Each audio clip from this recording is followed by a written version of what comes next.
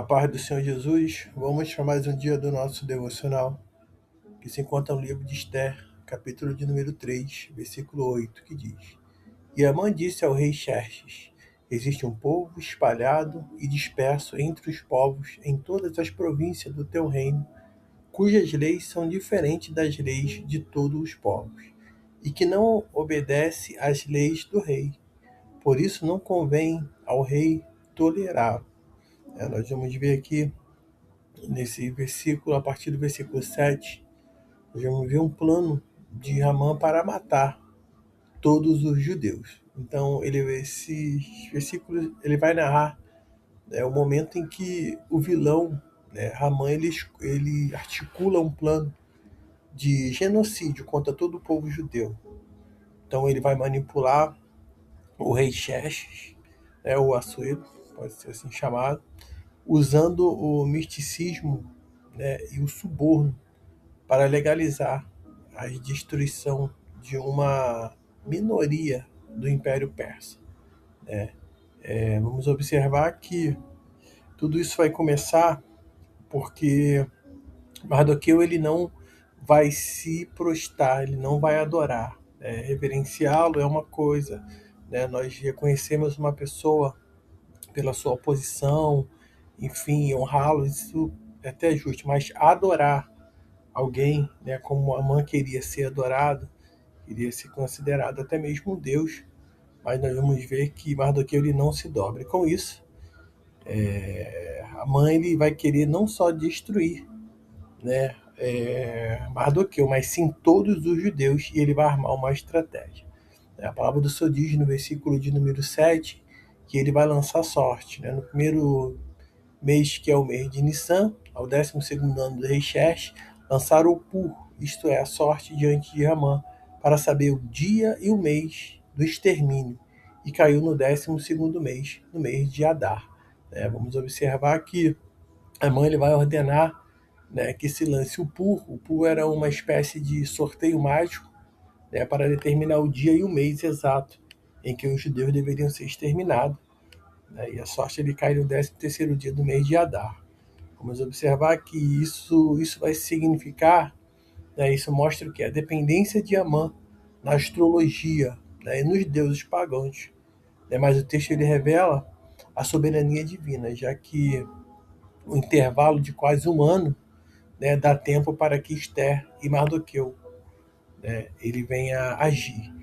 Observe que aqui, eles vão buscar não a orientação de um Deus todo-poderoso, mas a orientação dos deuses pagãos, medida ali pela astrologia, na dependência de astrólogo, e enfim, esse dia vai chegar, porém, esse 13º dia do mês de Adar, é de quase um ano. Isso vai dar tempo, tanto ali de Esther, que estava como rainha, e Mardoqueu, que estava ali orientando ela, a agirem para que o pior não viesse a acontecer.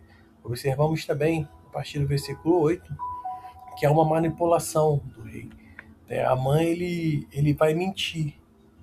Ele não cita os judeus diretamente, mas ele diz ao rei que existe um povo espalhado que não obedece às leis do rei, do reino, e cujos costumes são diferentes. Então ele não está dizendo ali, é o povo judeu, que é um povo numeroso, que é um povo escolhido por Deus. Ele argumenta que iria tolerá-los, não seria vantajoso para o império, que isso seria algo, até mesmo ruim para o rei, enfim. E ali ele vai ofertar, ele vai oferecer uma oferta.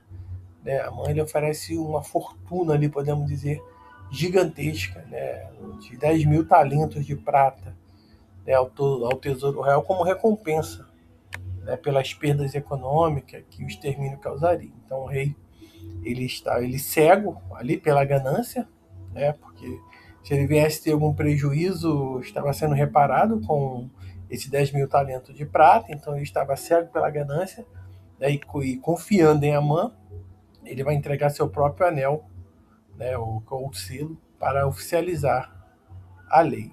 Observe que o inimigo ele é estrategista, ele vai tentar de todas as formas, ele vai tentar manipular, ele ainda tenta manipular pessoas, e quando ele encontra alguém egoísta, encontra alguém até mesmo ganancioso, né, que queira realmente se aproveitar, se beneficiar de qualquer ter vantagens, ele se aproveita, como ele vai se aproveitar aqui do rei, que não tinha, né, a direção de Deus, e vai aceitar tudo isso. Vamos ver que o decreto, né, é um decreto de extermínio, como nós lemos a partir do versículo 12 ao 15, né, há uma ordem oficial, então o secretário do rei, eles escrevem cartas em nome de Xerxes, né, em diversas línguas, ordenando que no dia 13 de Adar, todos os judeus, homens, mulheres e crianças, né, sejam mortos, saqueados e destruídos. Então, observe que há uma ordem oficial, por escrito,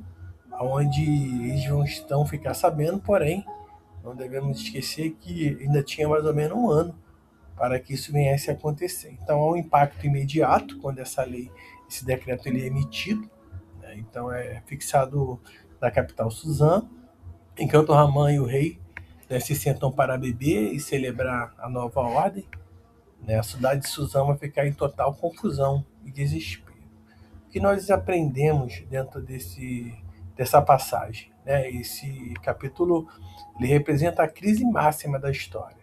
Né? Ele demonstra a realidade do preconceito, da ganância pelo poder e da intolerância. Então, contudo, ele prepara o cenário para a reviravolta divina. O dia que foi escolhido para a morte, que é o dia de Purim, mais tarde ele vai se tornar um dos maiores feriados da celebração e vitória para os judeus. Né? Isso até o dia de hoje. Então observe que mesmo no momento de dificuldade, desespero, onde tem um decreto, onde ali vai ter, né, uma ordem ali a ser realizada, tenha certeza que Deus ele está no controle. Entenda que a última palavra ela vem de Deus. O homem ele pode escrever cartas, ele pode elaborar leis, eles podem fazer o que for, né? Mas a última palavra ela vem de Deus. É isso que nós não que devemos estar sempre lembrando. Não importa qual seja o tamanho da dificuldade, o tamanho do problema, a última palavra ela vem do Senhor. Creia nisso nesse dia. Creia que a última palavra vem dele. Não tem decreto do rei, não tem ordem, não tem perseguidor, né, que venha se levantar para tentar te parar, mas vamos continuar crendo que a última palavra ela vem de Deus. Então que nesse dia você fique com essa palavra, que o Espírito Santo de Deus ele fale mais e mais ao teu coração.